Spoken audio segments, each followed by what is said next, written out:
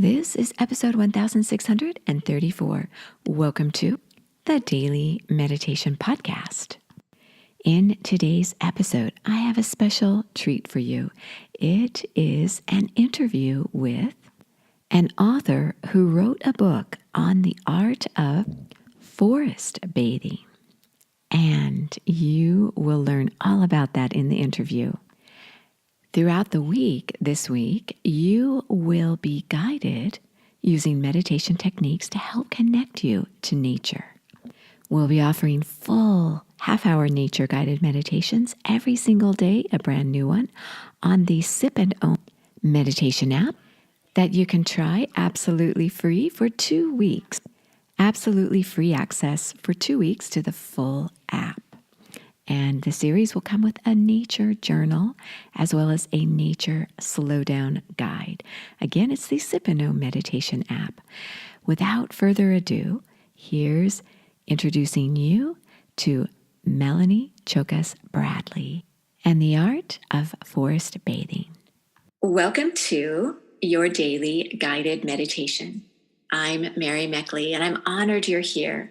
Today we have a very special guest who I think you're going to enjoy, especially if you enjoy the guided walking meditations that we do every Saturday as a way to celebrate the end of a meditation series. And the guest that we have is Melanie Choukas-Bradley. Melanie has written a book I'm sure you will want to get, especially if you enjoy the walking meditations. And the book is called The Joy of Forest Bathing. And in this book, she guides you through the ins and outs of creating a forest bathing ritual for yourself. If you're not familiar with this term, forest bathing, she will be explaining it to you in the podcast. But a little bit about Melanie. She's an award-winning nature book author and certified nature and forest therapy guide with the Association of Nature and Forest Therapy Guides and Programs.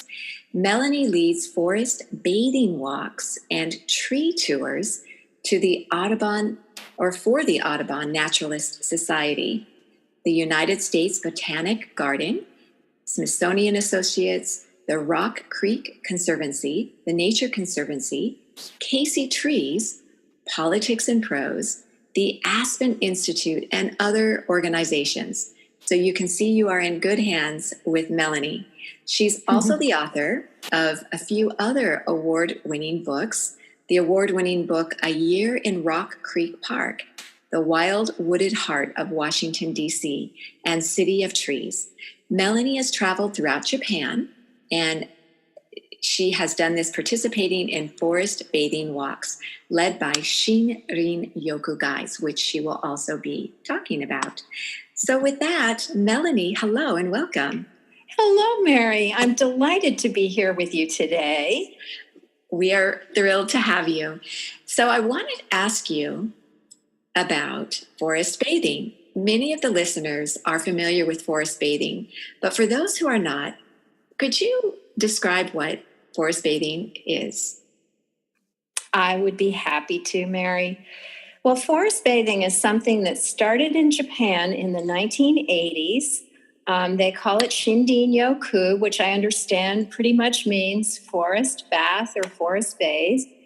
And all it is really is going out in nature, breathing deeply, breathing in all the good air that surrounds the trees and other plants, and tuning in to the beauty and wonder with all your senses. It's very simple. The Forest Agency of Japan started it in the 1980s, but it's really rooted in the ancient Japanese reverence for nature that's woven into the Shinto and Buddhist traditions. And I don't know that the Shinrin-yoku guides in Japan who started this practice could have imagined how much it would resonate with people all around the world. So this is a practice now that people are participating in all over the world. Yes, I participated in myself, Shinrin-yoku. But when I lived in Japan for 5 years, I didn't realize that I was doing Shinrin-yoku. But it is very popular in Japan for people to go hiking all over the forest. And I lived in Tokyo, which is similar to Washington, D.C., where I know you live, a very busy, hectic city. Yes, and indeed.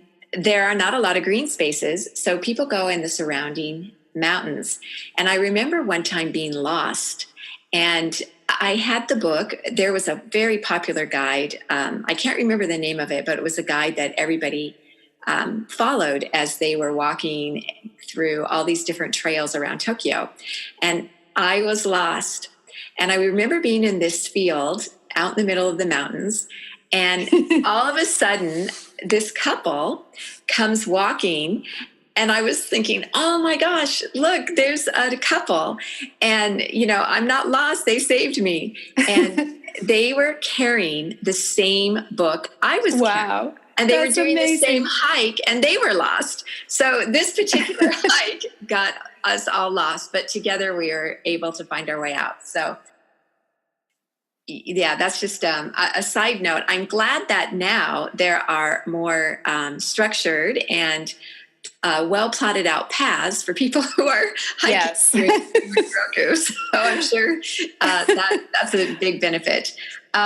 So I heard you on an interview, and you talked about the importance of forest bathing involving 3 vital practices of unplugging, slowing down, and breathing deeply. So this sounds a little bit like meditation. And would you compare forest bathing to meditation? And could you kind of go into unplugging, slowing down, and breathing deeply, and the importance of that? Sure thing. Yes, forest bathing and meditation are very closely aligned, and also other mindfulness practices, yoga, tai chi, in Japan on forest bathing walks, and they have over 60 places that are certified for forest bathing in Japan with very good trails. Yes. So you don't have to get lost. But I have to say, some of my favorite times have been when I've been lost in the woods. Being lost is not always a bad thing. So there's certain steps that you go through on a forest bathing walk. And you mentioned unplugging. That is the first thing. It is very therapeutic for us to unplug our phones and to just get offline, because I think we're all so inundated with emails and text messages and headlines that come across our phones. So just that act in and of itself is very therapeutic. And then I always like to think, when I start a forest bathing walk, I always like to think of a wonderful quote from John Muir, who wrote, "Another glorious day, the air as delicious to the lungs as nectar to the tongue." And when you go outside, and you don't have to be deep in the forest, you can do this in your own backyard, you can do it in a park down the street. I really encourage people who live in cities to weave forest bathing, the forest bathing practice, into their daily lives, even if they just have a few minutes. But when you start breathing the air, when you're under the trees, you're near the plants, you're breathing in the oxygen produced by the plants, and also volatile chemicals called phytoncides, which the plants produce to protect themselves from pathogens.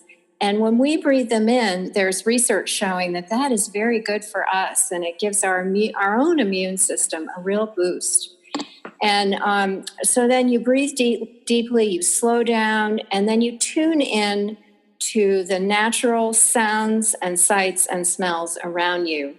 And it's amazing how when you slow down, whether you're walking slowly, and I know you do walking meditations, or sitting in a natural area, it's a very transformative experience. Your senses just fill up with the sounds of the birds, the breeze, the wonderful smells coming up from the earth. It's autumn now in the part of the world where I live in Washington, D.C. So when I go out in the woods, I have all these wonderful smells coming up from the earth, from the leaves that have landed on the ground. And, you just soak it all up, and it's amazing how calming it is and how rejuvenating. And a forest bathing walk can last, when I lead guided walks, they usually last for 2 or 3 hours, but you can forest bathe even if you have 20 minutes, a 20-minute break from work. If you can step outside your office and just find a quiet place, preferably around some trees or other plants, flowing water if you have the luxury of being near flowing water, and just allow yourself to sit quietly or walk slowly. And it's amazing how restorative that experience can be. Yes, it is. So what about people who don't have a green space to go to? Yes, that is a very good question. You do want to find something natural. I mean, maybe if your setting is very, very urban with a lot of hard surfaces around you, you still have the sky above you, and you can look up to the clouds. You can watch the birds flying overhead. Find whatever natural beauty you can. And I forest bathe, when I step outside my house, if I'm taking out the trash, I will, look to the trees. I will listen for the birds. I will look up to the sky and just tune in, even if I have 5 minutes to go visit the trash can. So you don't need a deep forest. You don't need a lot of greenery. You do need to have some kind of contact with natural elements to forest bathe. There's no question about it. But you know that even looking out your window is therapeutic. And there have been a lot of studies done on the benefits of spending time in nature and forest bathing. And some of the studies have shown that people who are recovering from illness and surgery in hospitals, even if they have a window where they can look out and see some trees, their recovery is speeded up. They recover more quickly if they can just see trees outside their windows. If you can't get close to nature outdoors, having plants inside your house is good, both for your physical health and your mental and spiritual well-being. So just find it wherever you can and enjoy it. And it's a practice like anything else, like meditation or yoga or Tai Chi. The more that you practice, the easier it is to get into that calming groove and to really feel the joy and the benefits of the practice. It's so true. And I like what you shared about doing your own forest bathing outside of a forest, where you can still have that element of nature near you, even if you are at your desk or Yes. a little in your meditation space. When you're visualizing nature and that connection with nature, you can still receive benefits. And I think that sometimes people feel like, well, I have to go to so much trouble to figure out where I should go, or, the weather might not be great on the day you've chosen. And so then they just let it go. But if you could say, such as you recommended, okay, it's raining, or I can't get to this one place, or maybe for myself, I know when I was in Japan, I felt very comfortable walking alone on hikes by myself, but I don't really feel comfortable doing that here in the United States where I live all the time.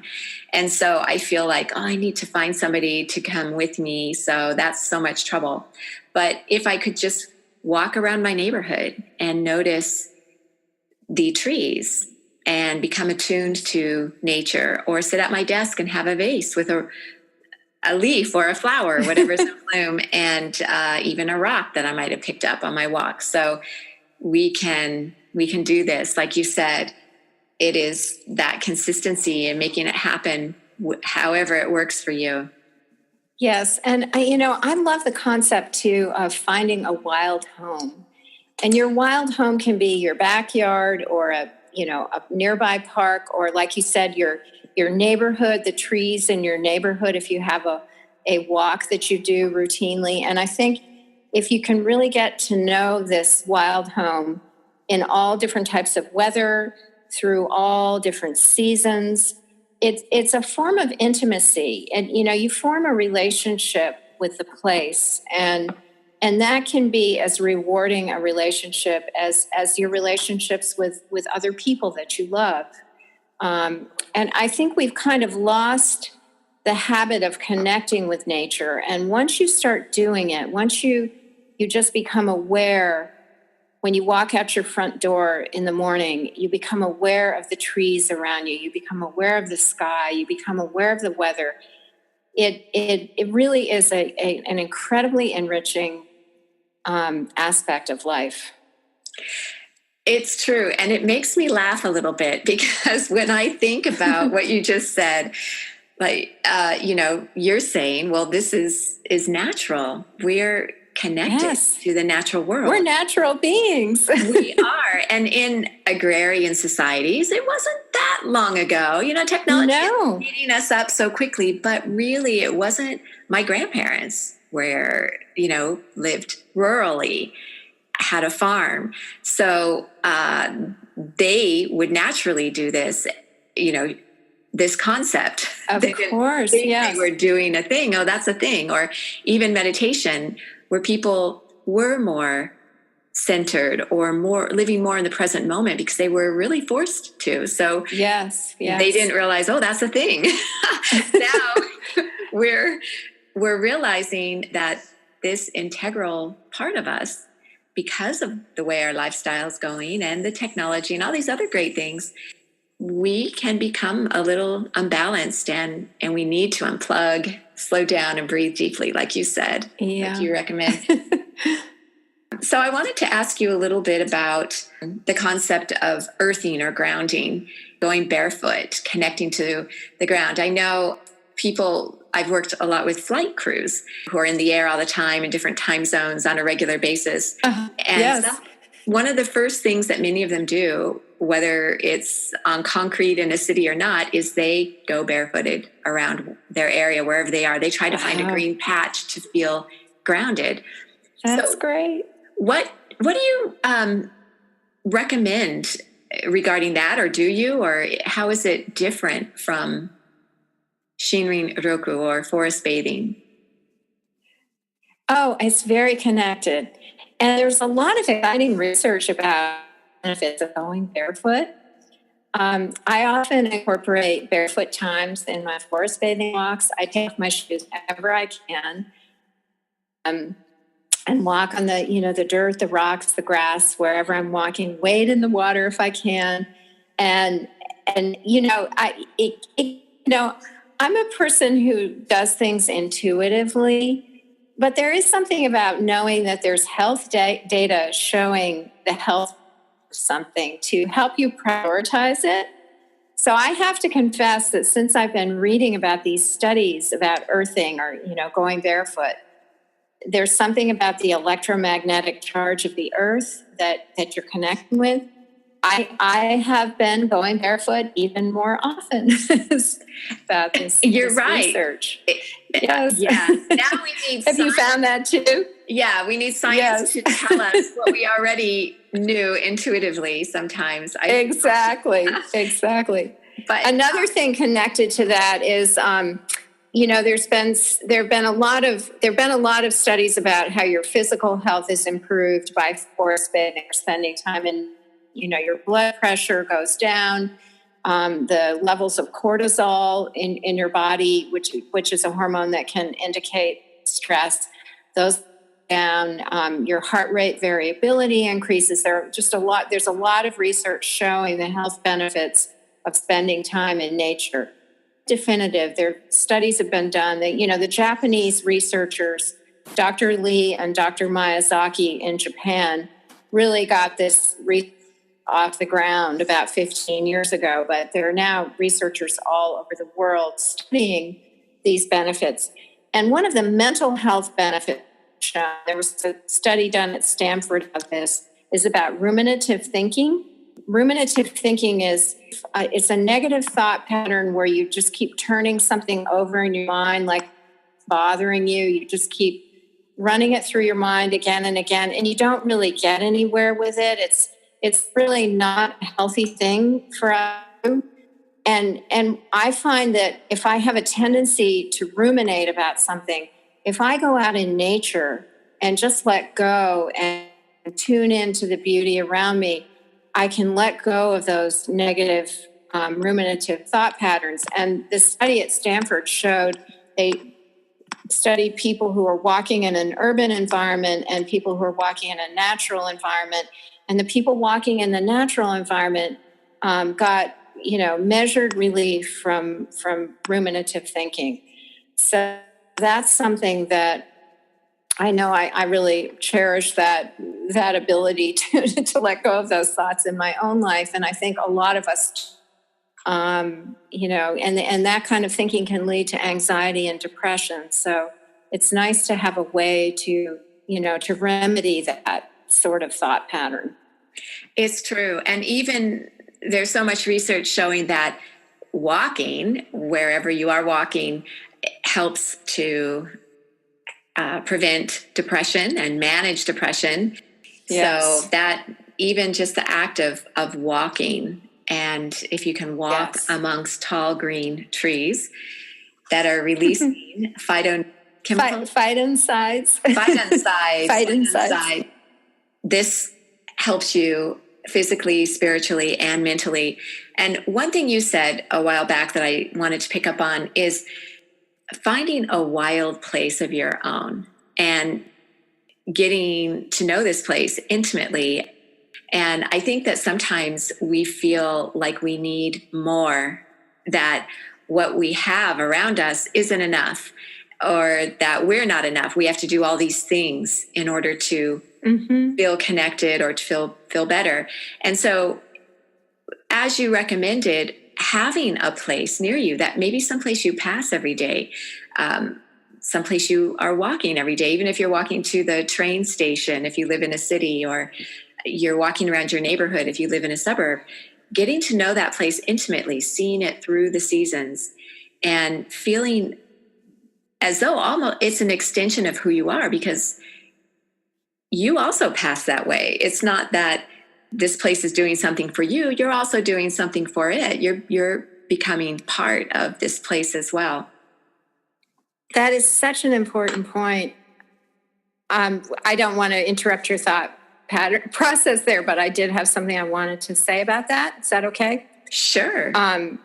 So it gives you a sense of belonging, and you do belong. I mean, the air that you breathe out from your lungs, the trees take that air in, and they need the carbon dioxide that you breathe out. They need that for photosynthesis. They need that for their lives, and then they breathe out oxygen that you breathe in. So you are, in a very real sense, connected with the living things around you.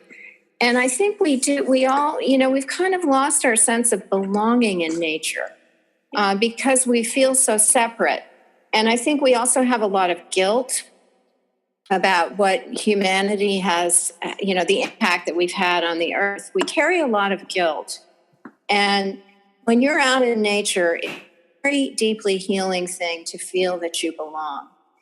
So if you can find a wild home or, wild place near you, and as you said, really get to know it, it is healing in a way. Now, would you tell me I left off the full title of your book, and where you mentioned that wild side. Sure. So the full title of the book is The Joy of Forest Bathing: Reconnect with Wild Places and Rejuvenate Your Life. I am a North American author, but the artist who created beautiful, whimsical artwork for this book is Lieke van der Vorst. She's Dutch. And the book has been available pretty much around the world. It has been translated into both Spanish and Finnish. So it is available in Spain in Spanish and Finnish in Finland. It was published in August, and it's already in its third printing. So I think that the message of forest bathing is something that is really resonating with people. I think people are really hungry for that connection and find it rewarding to learn, just to learn simple ways to connect with. Even looking at the beautiful artwork in the book can be healing if you can't get out to walk. So, well, yes, I've had people tell me that they feel that reading the book is like going on a walk. mainly because of her beautiful artwork, Leek's beautiful artwork. Oh, yes. Well, again, I want to thank you, Melanie. And before we end, I want to share your information where people can find you. You are Melanie Choukas-Bradley. It's MELANICHOUKAS-BRADLEY.com, Melanie Choukas-Bradley. And you also find this on our social media sites. We're going to be exploring important principles in Melanie's book throughout this week as we meditate each day. So you'll get her every day this week. And Melanie, could you get us started give us some prompts, get us started on a walk, whether you're in your home and you might want to go outside right now and sit down and meditate, or you might be out walking. If you could get us started, that would be great. We'd be honored. Oh, thank you. I'd love to. Well, if you're in your home, imagine a beautiful natural place that you love. It can be a lake or a stream or a forest with the sunlight coming through the canopy, a garden, a field. Just imagine a beautiful place and sit quietly and breathe deeply and let the beauty and wonder of that place just fill you. And spend a few quiet moments enjoying the beauty of this place and how you feel. If you'd like, you can close your eyes. And with your eyes closed, the sound of the breezes and the birds will come through almost in a magical way. And you'll be able to smell the wonderful smells coming from the plants around you and up from the earth, from the water. And just feel the joy of it.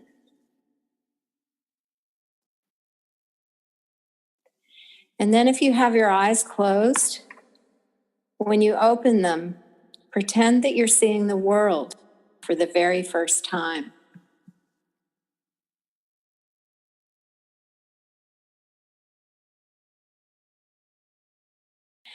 There's a wonderful quote from John Muir, I quoted him about breathing, about the wonderful air and the way it feels in your lungs. And there's a quote I love to close forest bathing walks with from John Muir.